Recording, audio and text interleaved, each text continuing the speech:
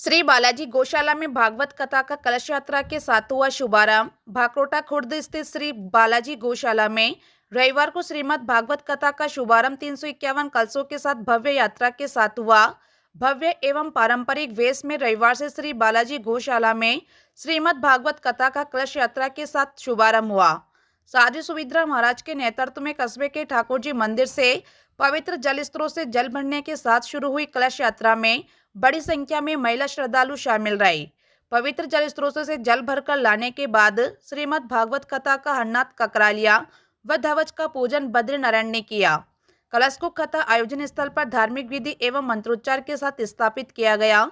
आरती के साथ शुरू किए गए श्रीमद् भागवत कथा में साध्वी सुविद्रा महाराज ने उपस्थित श्रद्धालुओं को सर्वप्रथम इसकी महिमा से अवगत करवाया। उन्होंने बताया कि विश्व में सभी कथाओं में ये श्रेष्ठ मानी गई है।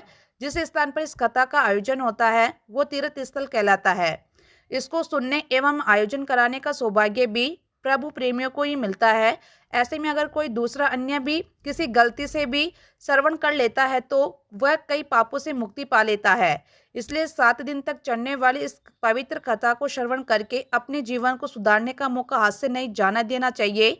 अगर कोई 7 तक किसी व्यवस्था के कारण नहीं सुन सकता है तो वह 2, 3 या 4 दिन ही इसे सुनने के लिए अपना समय अवश्य निकाले, तब भी वो इसका फल प्राप्त करता है। क्योंकि ये कथा भगवान श्री कृष्ण के मुख की वाणी है, जिसमें उनके अवतार से लेकर कंसवध का प्रसंग का उल्लेख होने के साथ साथ इसकी व्यक्ति के जीवन में महत्ता के बारे में भी बताया गया है। इसके सुनने के प्रभाव से मनुष्य बुराई, त्याग और धर्म के रास्ते पर चलने के साथ साथ मोक्ष को प्राप्त करता है।